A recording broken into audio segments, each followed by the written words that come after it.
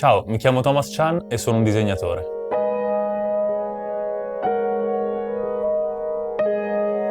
Nella mia carriera ho lavorato nel mondo della pubblicità con clienti internazionali come Nike, ProPublica e Outline Magazine. Inoltre ho partecipato a diverse esposizioni in tutto il mondo. Qualsiasi disegno realistico parte dall'osservazione. Dobbiamo imparare a guardare il mondo che ci circonda per poterlo ricreare rispettandone le proporzioni. In questo senso, padroneggiare le tecniche del disegno e comprenderne le basi teoriche è fondamentale. Una volta che la nostra mente e i nostri occhi sono allenati, possiamo rappresentare qualsiasi soggetto e crescere con ogni nuovo progetto, sia come artisti che come persone. La verità è che solo quando conosciamo le regole siamo capaci di infrangerle. Nell'arte senza rottura non c'è evoluzione. In questo corso di domestica imparerai la teoria e le tecniche di osservazione per realizzare disegni realistici.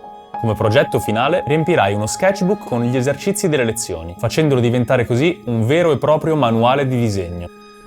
Per cominciare ti parlerò dell'importanza di avere la giusta mentalità per poter disegnare e trovare il tuo stile.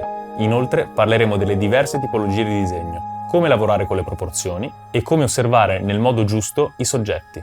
Poi inizieremo a riempire lo sketchbook svolgendo vari esercizi. In seguito ti parlerò della teoria della percezione, delle varie sfaccettature del termine realistico e come rappresentare correttamente un soggetto studiandone la silhouette. Dopodiché vedremo come lavorare con vari effetti, come la divisione in quinte, la sfocatura e l'illuminazione. Poi ti proporrò un esercizio in cui metterai in pratica tutto ciò che hai imparato con me. Per concludere, ti mostrerò il mio processo creativo e come presentare il tuo lavoro.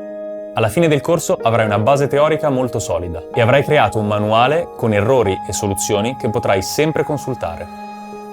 Per seguire le mie lezioni avrai bisogno di matite, penne, pennelli, gomme, grafite in polvere e ovviamente uno sketchbook. Cambia il tuo modo di pensare al disegno, dai un tocco realistico alle tue illustrazioni.